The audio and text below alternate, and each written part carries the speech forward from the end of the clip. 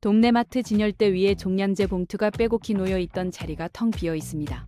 하얀 형광등 불빛 아래 구겨진 안내문 한 장만 덜렁 붙어 있고 거기엔 1인당 2장 제한이라는 글씨가 까맣게 적혀 있습니다. 불과 한 달 전만 해도 아무도 신경 쓰지 않았던 쓰레기 봉투가 오늘 대한민국에서 가장 귀한 물건이 되어버렸습니다. 지금 이 순간에도 전국 편의점과 마트에서 종량제 봉투를 찾는 사람들의 발길이 끊이질 않고 있습니다. 천안의 한 맘카페에는 마트에 아예 비닐봉투가 없더라는 글이 올라왔고 수백 개의 댓글이 순식간에 달렸습니다. 한 누리꾼은 종량제 봉투 100장 넘게 확보했다며 인증사진을 올렸고 또 다른 사람은 생리대 1년치도 주문했다고 자랑했습니다. 대구 달성군의 한마트 계산대 앞에서 주부 한 분은 종량제 봉투 5대공을 달라고 했지만 직원은 고개를 저으며 2장만 가능하다고 답했습니다. 경기도 파주에 사는 박 씨는 묶음을 구할 수 없어서 낙장으로 한 장씩 사야 했다고 한숨을 내쉬었습니다. 도대체 지구 반대편 중동에서 벌어진 전쟁이 어떻게 우리 집 앞 마트의 쓰레기 봉투를 사라지게 만든 걸까요? 이 이야기의 시작점은 2026년 2월 28일 미국과 이스라엘이 이란을 공습한 그날 밤으로 거슬러 올라갑니다. 전쟁이 터지자마자 이란은 자신들의 최강 카드를 꺼냈는데 그것이 바로 세계 원유 해상 수송량의 34%가 지나가는 호르무즈 해협의 봉쇄였습니다. 해협 전체 폭은 55km인데 유조선이 실제로 다닐 수 있는 구간은 고작 10km이고 그마저도 전부 이란 영해안에 있습니다. 봉쇄 전에는 하루 80척이 넘는 유조선이 오가던 이 바닷길이 하루아침에 2척으로 줄어들었고 한국 유조선 7척이 그 해협에 갇혀버렸습니다. 유조선 한 척에는 대한민국이 하루 동안 쓸 수 있는 원유 약 200만 배럴이 실려 있으니 7척이면 꼬박 일주일치가 바다 한가운데서 꼼짝도 못하고 있는 셈이다. 그런데 진짜 문제는 원유 자체가 아니었습니다. 원유에는 146일치 비축유가 있지만 원유를 끓여서 뽑아내는 가벼운 기름 즉 석유화학의 쌀이라 불리는 나프타에는 별도의 비축 시스템 자체가 존재하지 않습니다. 업계가 갖고 있던 나프타 재고는 고작 보름치에 불과했고 이 말은 4월 중순이면 공장이 멈출 수 있다는 뜻이었습니다. 나프타 가격은 1월 배럴당 56달러에서 3월 127달러로 2달 반 만에 127%가 뛰어올랐습니다. 앞으로 펼쳐질 이 놀라운 연결고리가 궁금하시다면 구독과 좋아요를 눌러주세요. 자, 그러면 나프타가 정확히 무엇이고 왜 이것이 멈추면 쓰레기 봉투가 사라지는 건지 그 비밀의 사슬을 하나씩 풀어보겠습니다. 원유를 정제하면 휘발유, 경유 등유 같은 것들이 나오는데 이때같이 뽑혀 나오는 가벼운 기름이 바로 나프타입니다. 이 나프타를 800도가 넘는 불가마 같은 열로 쪼개면 에틸렌과 프로필렌이라는 석유화학의 뿌리 물질이 태어납니다. 에틸렌에서 만들어지는 물질 중 하나가 바로 종량제 봉투의 핵심 원료인 폴리에틸렌이고 이 물질 없이는 비닐봉투 하나 만들 수가 없습니다. 정리하면 중동의 바다가 막히니 나프타가 안 들어오고 나프타가 안 들어오니 에틸렌을 못 만들고 에틸렌이 없으니 폴리에틸렌이 사라지고 폴리에틸렌이 사라지니 우리 동네 쓰레기 봉투가 텅 비는 것입니다. 한국이 수입하는 나프타의 54%가 호르무즈 해협을 통과하는 구조라서 이 해협 하나가 막히면 국내 석유화학 산업 절반의 숨통이 끊기는 셈이다. 그러면 다른 곳에서 사오면 되지 않느냐고 생각하실 수 있는데 여기서부터 진짜 답답한 현실이 시작됩니다. 첫 번째 대안은 미국이나 동남아에서 나프타를 수입하는 것인데 이들 지역의 나프타는 중동산에 비해 품질이 달라 기존 설비에 바로 넣기 어렵고 운송거리가 2배 이상이라 비용과 시간이 치명적으로 늘어납니다. 두 번째 대안은 러시아산 나프타를 들여오는 방법인데 미국의 대러 제재가 4월 11일까지만 한시적으로 완화된 상태라 금융 결제 위험과 정책 변동 가능성 때문에 점유사들도 선뜻 손을 뻗지 못하고 있습니다. 세 번째 대안은 국내 정유사가 만든 나프타를 수출하지 말고 국내로 돌리는 건데 정유사 입장에서는 수출이 훨씬 이익이 크기 때문에 정부가 강제하지 않으면 자발적으로 움직일 요인이 거의 없습니다. 세 가지 대안 모두 당장은 쓸 수 없으니 결국 남은 건 시간과의 싸움뿐이었습니다.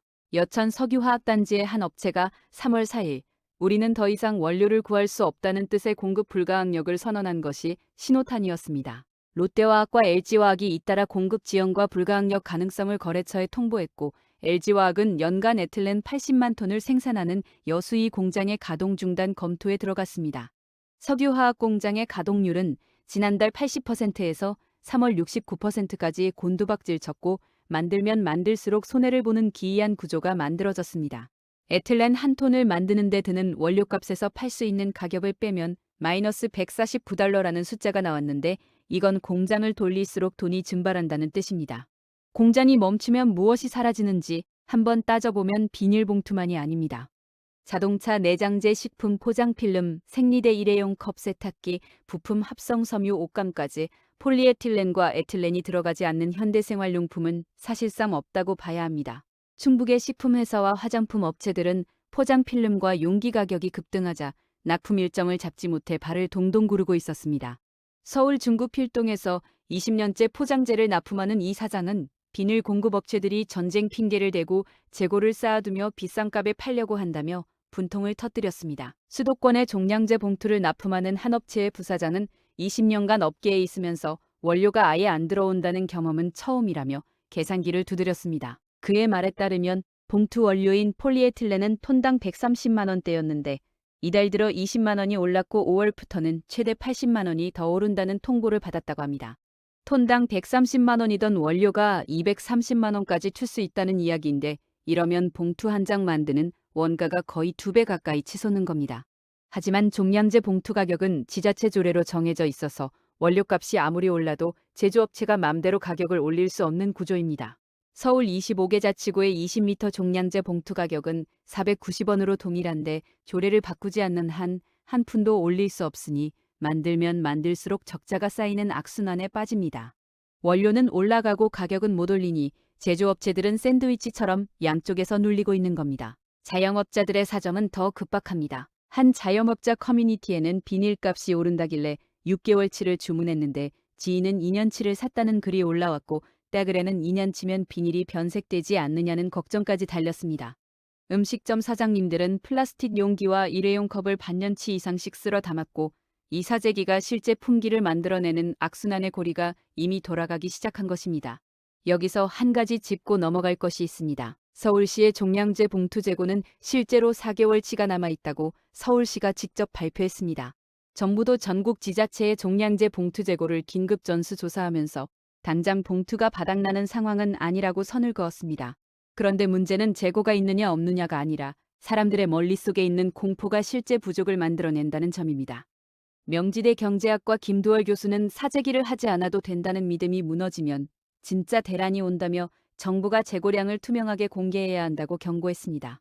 경제는 곧 심리라는 말이 이토록 피부에 와닿은 적이 있었을까요? 사실 이런 사재기 공포는 대한민국이 처음 겪는 일이 아닙니다. 1973년 첫 번째 석유 파동 때 한국의 주부들은 시장에 뛰어가 비누와 화장지와 사탕을 닥치는 대로 쓸어 담았고 일본에서는 화장지를 사려는 줄이 매장 밖으로 수백 미터씩 늘어섰습니다. 2020년 코로나가 터졌을 때는 마스크 한 장을 사기 위해 약국 앞에서 새벽부터 줄을 서야 했던 기억이 아직도 생생합니다.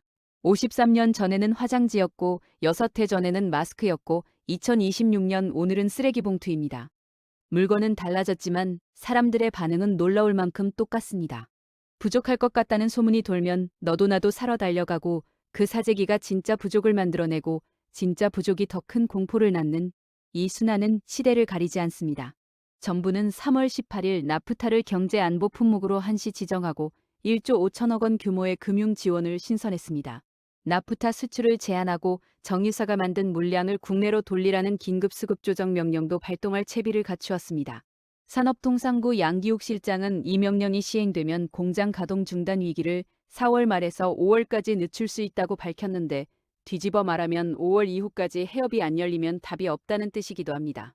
아랍에미리트에서 계약한 원유 2,400만 배럴 중 400만 배럴이 3월 말에서 4월 초 사이에 들어올 예정이라는 소식이 전해졌지만 이것은 원유이지 나프타가 아닙니다. 원유가 들어와도 이것을 나프타로 바꾸고 다시 에틸렌으로 쪼개는 데에는 최소 몇 주의 시간이 더 필요하기 때문에 공급 정상화까지는 아직 먼 길이 남아 있습니다. 한편 이란은 전쟁 전 상태로는 돌아갈 수 없다며 호르무즈 봉쇄를 자신들의 최후의 카드로 쥐고 놓지 않겠다는 의지를 드러내고 있습니다.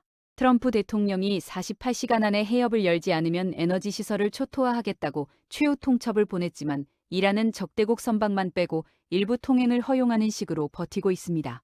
특히 이란이 위안화 결제를 조건으로 중국 선박에만 통행을 허용하고 있다는 보도까지 나오면서 이 해협의 봉쇄가 단순한 군사 전략이 아니라 세계 경제 질서를 흔드는 지렛대가 되고 있다는 분석이 힘을 얻고 있습니다. 이 복잡한 국제 정세 속에서 결국 가장 먼저 피해를 보는 건 힘없는 중소제조업체와 서민들의 지갑입니다.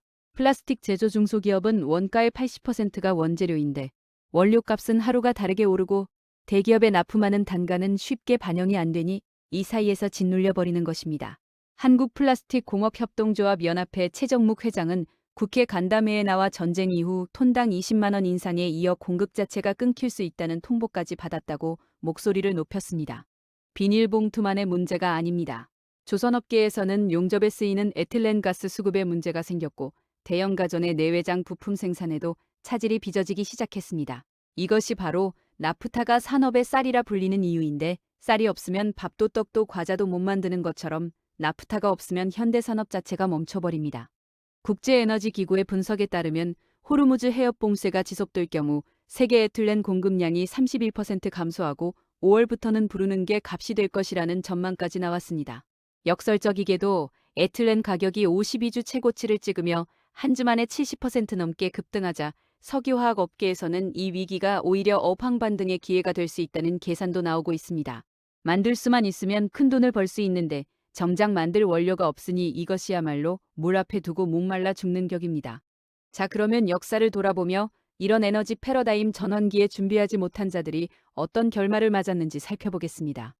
1973년 1차 석유 파동 때 중동 산유국들이 원유 가격을 4배로 올리자 일본의 섬유업계는 원료를 구하지 못해 공장 3분의 1이 문을 닫았고 그 자리를 한국과 대만이 차지하며 아시아 섬유 산업의 지도가 완전히 바뀌었습니다. 2008년 금융위기 이후에는 산원유에 취해 구조조정을 미루던 미국의 석유화학 업체들이 줄줄이 무너졌고 반대로 셰일 혁명에 투자한 기업들은 10년 뒤 세계 시장을 지배했습니다. 전환기를 놓친 자의 결말은 언제나 같았습니다. 변화가 올 때 준비한 자는 기회를 잡았고 변화를 부정한 자는 역사의 뒤안길로 사라졌습니다. 지금 대한민국의 석유화학 산업은 바로 그 갈림길 위에 서 있습니다. 원유의 70%를 중동에 의존하고 나프타의 54%를 호르무즈 한 곳에 맡기고 있는 이 구조 자체가 언제든 같은 위기를 반복할 수 있는 시한폭탄이었던 것입니다. 나프타 비축 시스템이 없다는 사실은 어제 오늘 알게 된 게 아닌데 아무도 대비하지 않았다는 현실이 이번 사태를 더욱 뼈아프게 만들고 있습니다. 전문가들은 이번 위기를 계기로 나프타를 원유처럼 국가 차원에서 비축하는 시스템을 반드시 구축해야 한다고 입을 모으고 있습니다. 동시에 중동 의존도를 낮추기 위해 미국, 동남아, 호주 등으로 수입선을 다변화하고 국내 정유사의 나프타 생산 능력을 키우는 중장기 전략도 시급합니다. 하지만 이 모든 대책은 시간이 걸리고 지금 당장 우리 앞에 놓인 현실은 4월의 고비를 넘기는 것입니다. 정부가 매점 매석 금지와 수출 제한을 신속하게 집행하고 재고 정보를 투명하게 공개하지 않으면 사재기 심리는 걷잡을 수 없이 번질 것입니다.